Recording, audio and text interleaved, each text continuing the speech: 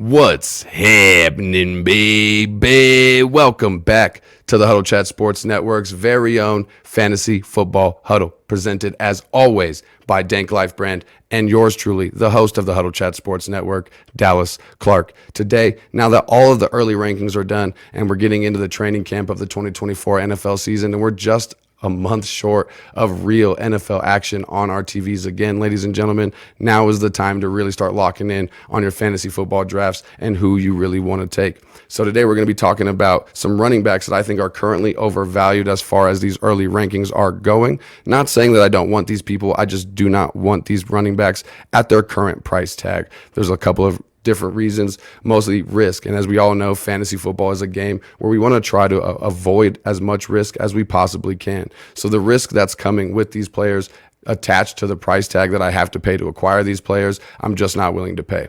But without further ado, let's get everything started. Let's fill up our cups, roll something up, and get right into the first overvalued running back, who is Jahmyr Gibbs from the Detroit Lions. Right now, the way you're looking at it is you're betting on efficiency. If you take Jahmyr Gibbs at or above ADP, you're betting on the fact that he's going to have breakaway runs, because right now you're looking at Jahmyr Gibbs really only getting the ball 15 and a half times per game, and he only had 52 targets out of the backfield as a receiver last year, and he doesn't really get as much scoring potential on the field as you would like. You're basically taking the bet that he's going to take every ball he gets and make the absolute most out of it, which is definitely, I mean, if you want to take that bet, you can, but at the price that you're paying right now, ADP 13, so just right outside the first round at running back 5. He's going ahead of running backs like Jonathan Taylor and Saquon Barkley.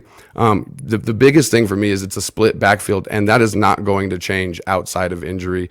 Even though this may be Jahmyr Gibbs' backfield and he may be the primary back, he's going to be splitting carries with David Montgomery in that backfield.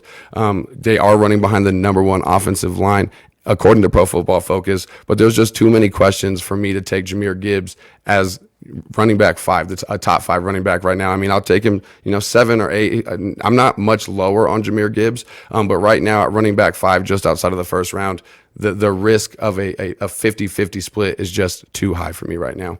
Before we continue into the next running back, I want to make sure to ask you guys to smash that like button if you like the content. And if you want to see more, make sure you hit that subscriptions bar as well as that notifications bell so you know as soon as any content drops. I also want to point you guys to my social medias over at the Huddle Chat on X and on Facebook. I've been asking trivia questions recently, and I want to get more of you involved.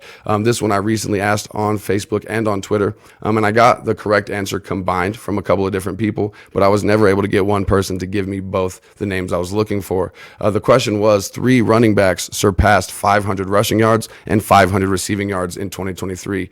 Christian McCaffrey is the easy one. Give me the other 2 running backs that surpassed 500 rushing yards and 500 receiving yards. I will give you to the end of the episode. If you know the answer, drop down in the comments and let me know. I'll give you the answer at the beginning of the next video. So moving on into running back 2 that I think is overvalued, it's going to be De'Von Achane from the Miami Dolphins. Right now an ADP of 24 at running back 7.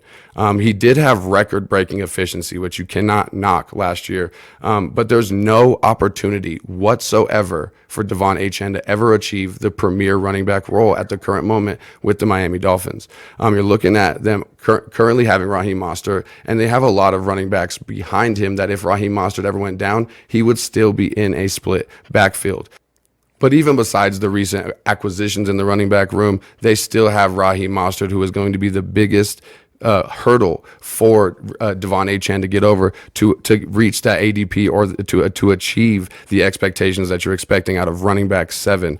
You're looking at them when it comes to Vegas and in Sportsbook. It has both of them, Raheem Mostert and De'Von Achane, at almost identical clips as far as rushing yards, rushing attempts, and touchdowns this year. Both are good at catching the ball out of the backfield. Both have just an equal likelihood to be injured, as we saw last season. So you really can't bank on either Raheem Mostert or De'Von Achane. I think De'Von Achane is definitely a great bet, looking at the efficiency he had with the ball last year, but I don't feel comfortable taking him as the 7th running back overall when there are so many running backs behind him getting 20-plus touches a game and getting much more opportunity on the field than De'Von Achane. So that's going to be it for my number 2 running back. Last running back that I'm talking about I think is a little overvalued right now is going going to be the new Tennessee Titan, Tony Pollard. Right now, an ADP of 98 at running back 34. So it's not like you're going to be spending a ton of capital on Tony Pollard, but I don't really think I want to spend any capital on Tony Pollard. He had a very inefficient 2023 after a hyper efficient 2022. And in 2022, he wasn't the feature back in the offense at the beginning of the year. In 2023, it was his backfield to lose, and he lost it. He's behind a bad offensive line and has Mr. Mayo, Will Levis, at quarterback. He may catch the ball a little bit more in Tennessee with more checkdowns to the running back, but Tyjae Spears should receive more value than he's getting right now. Tyjae Spears can do everything Tony Pollard can, and then some. Tyjae Spears already knows this offense in and out. Tyjae Spears was a savior for a lot of people on the waiver wire last year. I think Tyjae Spears is going to be heavily involved in this offense and may eventually take the feature back role, if not at least a 50-50 split from Tony Pollard. That's going to do it for me today on the overvalued running backs. We got all the other positions coming as well, as far as under and overvalued. And then the thing I'm the most excited about is the upcoming rookie playbook, helping a lot of those new players get adjusted and understand the game of fantasy football so that way you have good competition in your league. So if you know somebody that's getting new into fantasy football, make sure you direct them over here to the Huddle Chat Sports Network. That's going to do it for me today, guys. And as always, I beg you, make sure you keep your chin up and your attitude down. I'm going to see y'all next time. Peace out.